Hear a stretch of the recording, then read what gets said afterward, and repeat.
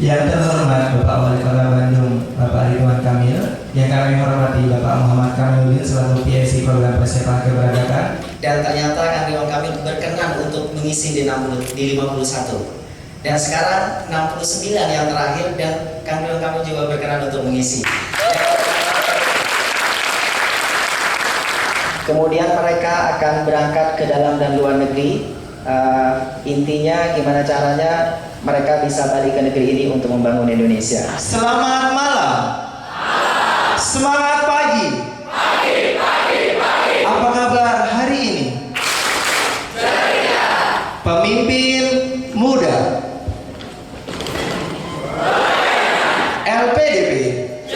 LPDP Indonesia PK 69 Balik Bahari. Anda adalah mereka-mereka yang the lucky few, istilahnya begitu ya. Tidak semua orang seperti kamu, makanya syukuri dengan prestasi dengan begitu. Jangan sekali-kali menyia-nyiakan kesempatan yang Allah berikan, Tuhan berikan kepada kamu sebagai yang terseleksi di sini. Hikmah itu cerita-cerita di balik peristiwa kira-kira. Jadi tema malam ini tentang hikmah. Hikmah saya yang pertama, ya, apapun takdir kamu, ukuran kualitas hidupmu diukur dari kebermanfaatan.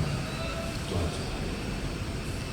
Mau jadi dokter, mau jadi insinyur, mau jadi jurnalis, mau jadi apapun, ya, jangan lupa yang namanya kebermanfaatan.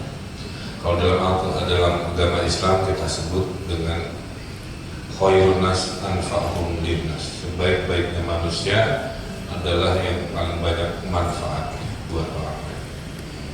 Ada orang kerja hidupnya rutin, sudah tua ditanya apa jejaknya gitu ya, nggak ada kan, habisnya rutin. Maka jadilah orang yang menghasilkan karya dengan inovasi. Karena yang tidak bisa dilawan di dunia ini hanya waktu. Karena dalam Al-Quran juga disebutkan, demi waktu kita ini merugi. Kecuali orang-orang yang saling menasihati dalam kebaikan tersebut, ya, artinya memberi kebermanfaatan. Jangan pernah jadi orang yang menyesal karena waktu tidak bisa dilawan. Kamu rata-rata kepala dua kan ya? Mungkin setengah umur saya sebagian kan? Nah, isi kejar sampai ke umur 44, melebihi saya harus bisa. Kalau seorang Ridwan Kamil bisa, kamu juga harus bisa. Karena saya ini kelas menengah, gak kaya-kaya amat dan miskin-miskin amat. Hidup saya hanya gara-gara dua, saya sekolah membuat hidup saya banyak pilihan. Ada orang bilang, Pak, untuk sukses kan gak harus sekolah. Betul, tapi dengan sekolah hidup kita banyak pilihan. Saya sekolah di Amerika S2, jadi saya tahu rasanya tinggal di negeri orang. Saya tahu apa yang namanya rindu ke tanah air. Saya tahu rasanya jadi kaum minoritas, susah untuk ibadah, dilecehkan. Saya setelah sekolah, saya kerja dulu di dunia global. Itu saya rekomendasi sebenarnya kepada yang lulus. Mimpi tetap harus pulang ke rumah. Tapi sebelum pulang ke rumah, ada baiknya kamu mencuri ilmu-ilmu. Saya memulai idealisme saya umur 32. Jadi idealisme itu nggak harus linear. Mau jadi aktivis selama mahasiswa gitu ya. Nggak gitu juga. Saya kerja dulu, saya mandiri dulu, saya nikah dulu, sampai saya punya perusahaan, saya bisa ngatur waktu saya. Baru saya turun mendirikan komunitas kreatif Indonesia berkebun dan sebagainya. Waktu saya atur. Jadi kamu harus punya mimpi. Dimana ada takdirnya kamu jadi orang mandiri, tidak lagi menggantungkan arah hidup kamu oleh orang lain, tapi oleh dirimu sendiri. Itu yang paling pas. Ya. kamu harus aktif di dunia sosial. Jangan jadi kaum introvert, jadi jangan kaum individualis. Ini negeri Pancasila, ya. Pancasila menuntut kamu menunaikan hak dan kewajiban bermasyarakat. Kata Bung Karno, ciri Pancasila itu Trisakti juga. Politiknya harus berdaulat, makanya kita kokoh, tidak porak-poranda kayak negara-negara Timur Tengah. Ekonomi kita sudah 3 kali, makanya Bandung ini kota UKM keren, 60% itu anak-anak muda semua, bukan kota konglomerat. Bandung bukan kota konglomerat, Bandung kota anak muda UKM. Dan kata Bung Karno harus berkepribadian yang berkebudayaan. Nah, yang terakhir ini akan dirasakan oleh kamu-kamu yang ke Eropa, ke Amerika. Jadi poin saya, sudah takdirnya kita hidup di Indonesia, ya bermanuver aja, bikin strategi. Perbedaan takdir dengan nasib, kalau takdir nggak bisa diubah, kita yang menyiasati takdir. Kalau nasib bisa diubah, kita bisa ubah nasib. Takdir. Kamu namanya siapa? Apa? Randy. Sudah takdirnya kulitnya sawo matang tuh. Mau dia ke Natasha, ke Erhan, setiap hari kulitnya akan begini terus. Setuju ya? Sudah takdirnya di gunung berapi. Jadi gempanya banyak, tsunami-nya banyak, bencananya banyak. Mari kita cerdas menyiasati takdir itu. Tapi ada nasib. Dulu bodoh, sekarang pintar, makanya lulus LPDP itu. Jadi ubah karena rajin belajar, rajin apa, dan seterusnya. Sekarang jomblo, insya Allah menikah, itu nasib bisa diubah dengan ikhtiar. Jadi Indonesia nggak bisa diubah takdirnya sebagai negara kepulauan, sebagai negara gunung berapi, betul? Tapi negaranya yang banyak korupsinya, negara yang banyak orang bodohnya, orang miskinnya, brengseknya, hari ini itu nasib harus diubah. Jangan pernah nyalahin Indonesia, orang-orang pintar, semua ada. Disinilah saya sebagai wali kota, sedang ditakdirkan oleh Allah jadi wali kota, saya akan mengubah nasib negeri saya, Indonesia, khususnya di kota Bandung dengan perubahan-perubahan yang saya tunjukkan. Ya. Ekonomi saya udah cukup, tidak terlalu kaya-kaya amat, tapi cukup.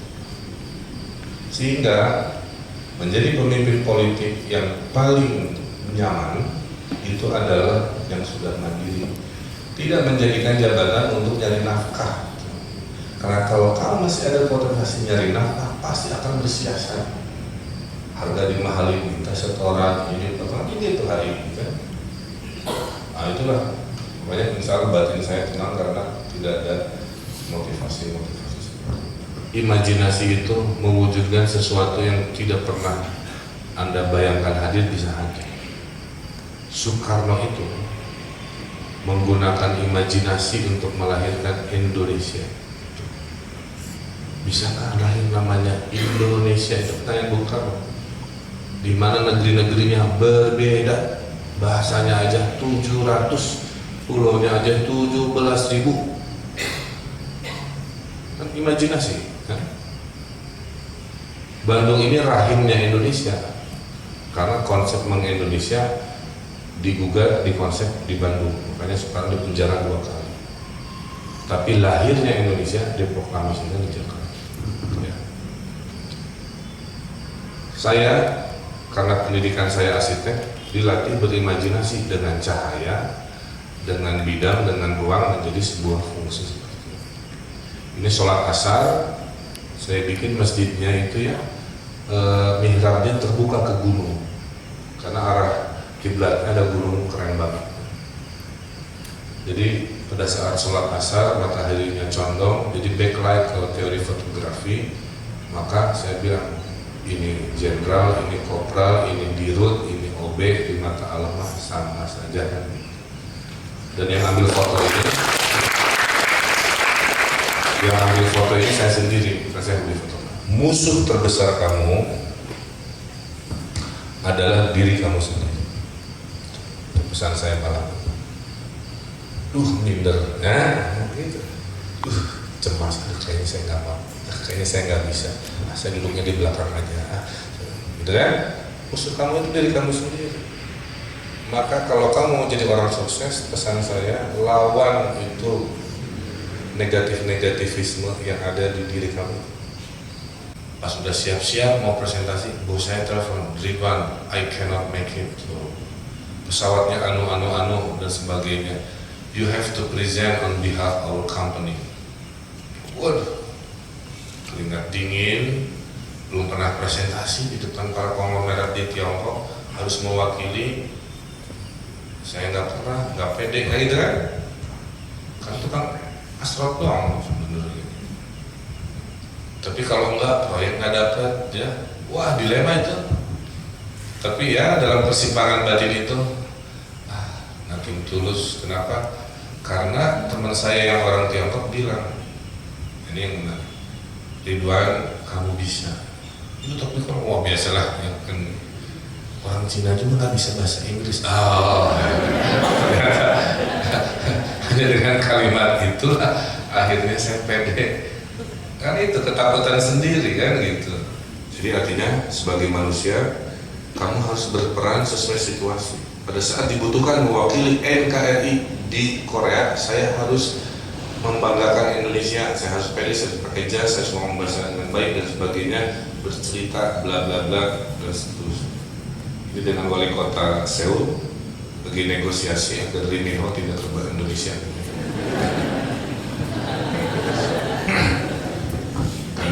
Ini menggoda istri saya.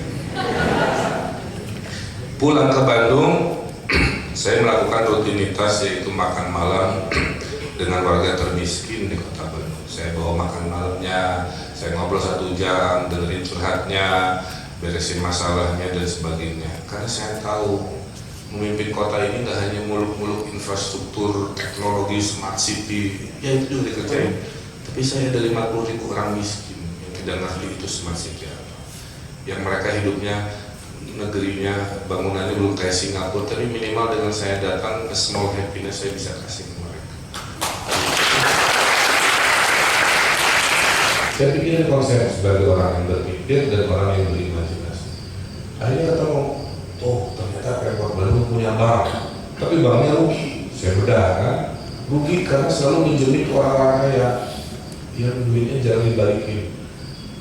Tahun lalu saya putuskan, hei Bank Bandung, BPR, kamu nggak boleh lagi minjemin ke individu, kamu harus jadi granny bank, kamu harus jadi bank yang hanya minjemin ke orang miskin. Titik, saya bilang, ikuti eksperimen saya.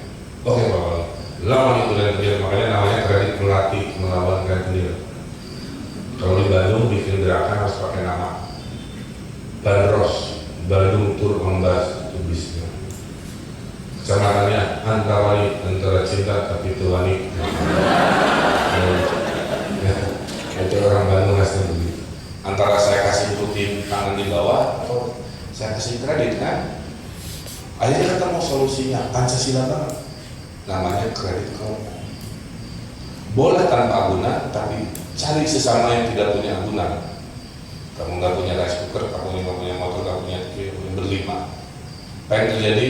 Kalau satu ada masalah, 4 tanggung jawab. Setahun saya eksperimen, apa yang terjadi? 9.000 orang miskin saya kasih 500.000 sampai 30 juta.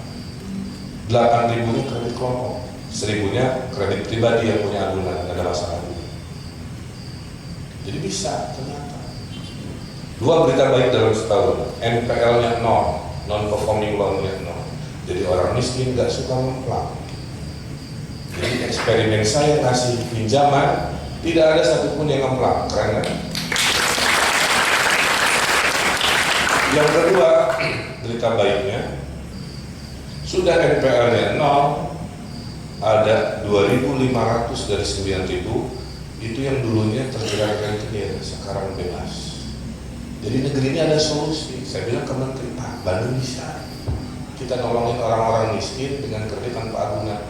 Saya udah gelontoran 20 miliar. NPL-nya 0 Pak, balik di bulan ke-8, bulan ke-9 sebelum bulan ke-12. Makanya dengan imajinasi kita, dengan power kita yang kita punya, kita bisa mengubah nasib bangsa kita dengan inovasi, itu poin saya. Ya, dengan gagasan, imajinasi dan inspirasi. Saya begini kan baca buku Muhammad Yunus, makanya saya bilang kalau kamu mau cari gagasan, ikro, baca. Apa yang dibaca? Buku, baca inspirasi cerita orang, baca berkeliling dunia, melihat peradaban orang, itu kan ikro. Baca tanda-tanda alam. Hasilnya inspirasi. Gara-gara saya pernah dengar ceramah Muhammad Yunus, baca bukunya, terinspirasi, ada takdirnya, ada kesempatannya, ada curhatnya, ada mekanismenya, ada perubahan. Tapi kelemahan orang Indonesia hari ini, orang Indonesia jarang baca buku. Negeri kita ini kalah dengan bangsa Arab dari urusan budaya menulis dan membaca. Kita juga jarang baca buku. Menurut penelitian PBB, orang Indonesia hanya baca buku 27 lembar per tahun. Itu pun buku tabungan yang endingnya memprihatinkan. Ya, itu PR bangsa kamu suatu hari ini omongan saya.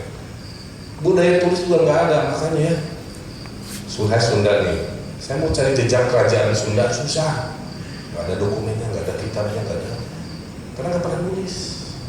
Beda dengan Arab, ya contoh yang baik. Orang Arab itu sampai sekarang kan hadis ada yang sahih, ada yang dhaif ya.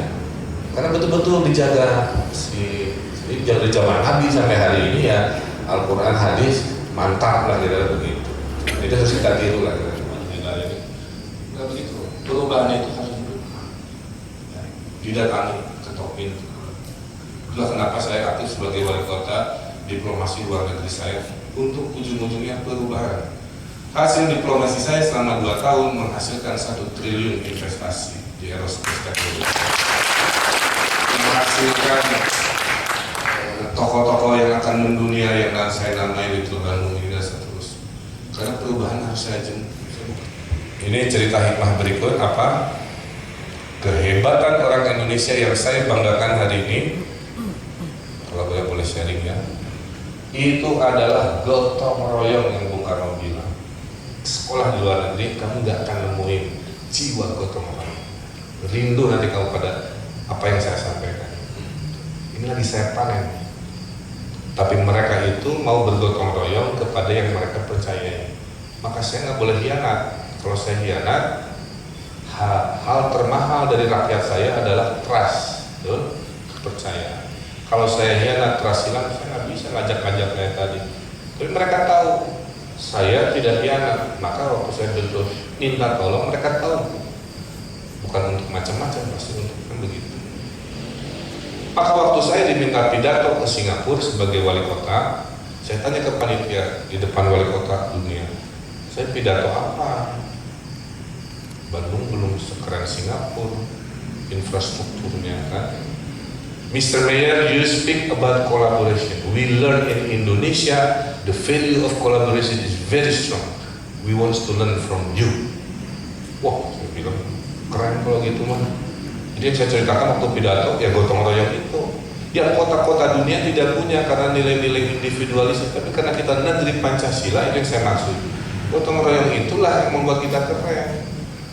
Saya arsitek, saya wali kota, saya punya power, saya punya imajinasi, saya nggak punya duit. Saya teleponin teori kolaborasi. Kamu kan kayaknya dari Bandung. Sumbang, saya mau beres alun-alun demi KAA, itu aja. Siapa wali? Trust kan? Sumbang. Jadi apa yang terjadi? 2 manful. Saya menemukan sebuah kegiatan manusia yang pernah saya bayangkan terjadi di Indonesia. Apa itu? Maju mundur cantiknya, guling-guling, goyang-goyang, baca buku kayak Eropa. Tingkat kebahagiaan warga Bandung meningkat 2 hal. 1, harmonis keluarga. 2, interaksi sosial. Itulah kenapa saya kampanye segera menikah kepada yang siap. Karena tingkat kebahagiaan yang menikah jauh lebih tinggi daripada yang belum menikah. Kedua, interaksi sosial, ya. Dan ciri orang Indonesia gampang, asal backgroundnya keren, pasti dia selfie kan gitu. Maka saya banyakin dinding-dinding keren, maksudnya itu. Ciri orang gampang marah, ya. Orang-orang pemarah itu biasanya kurang piknik atau kurang selfie.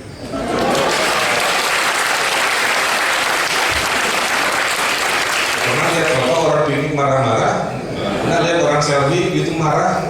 Selfie pasti ketawa kan. Kemajuan sebuah bangsa tidak hanya diukur oleh ekonomi statistik. Kemajuan sebuah bangsa juga diukur oleh intangible yang namanya happiness. Jadi saya bilang kepada saya, oke lah kita belum kayak Singapura, tapi kebahagiaan kita lebih happy. Orang Singapura itu kebahagiaannya rendah indeksnya.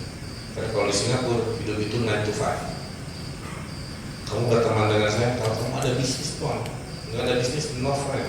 Kalau demokratis, gimana kebanyakan tapi pakai akal sehat. Kalau populis, Pak Wali, 80% warga Bandung ngajak Pak Wali ke jurang, masa kita ke jurang? Pak Wali harus turun, ini kan suara mayoritas kan. Tapi kalau demokratis kita dengerin argumentasinya, tapi kalau akal sehat mengatakan suara mayoritas itu nggak make sense, saya lawan. Saya kan di demo hari ini oleh supir angkot.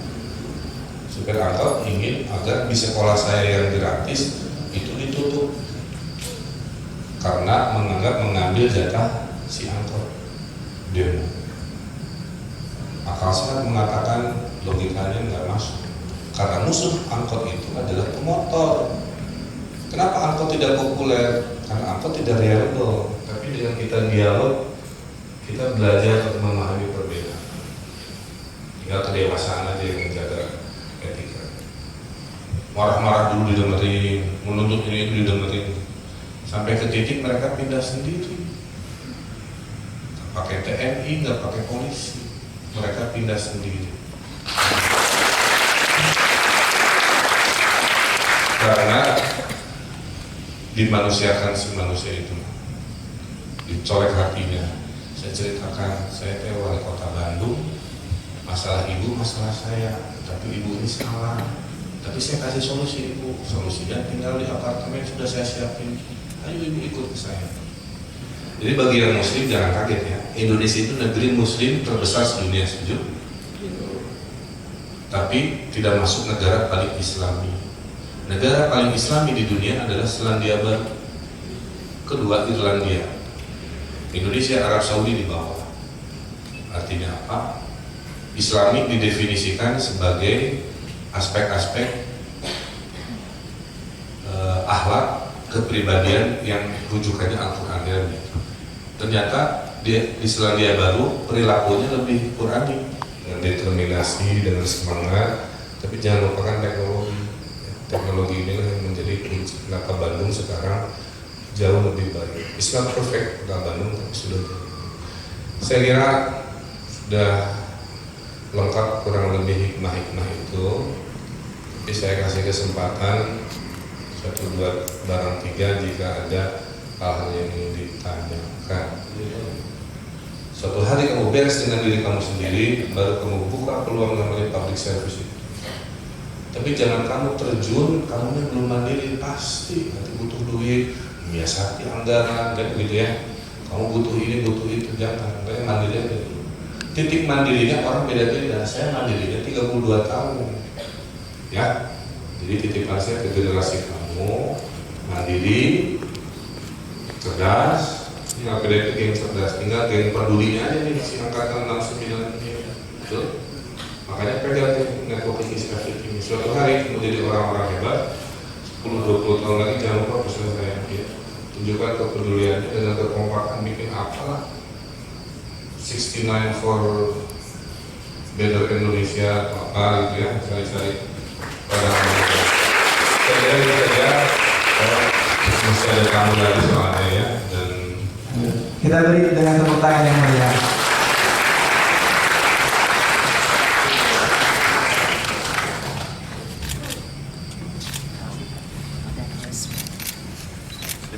Baik, mohon berkenan Bapak untuk Mas, dulu aja mas. Mas, paling penting mas.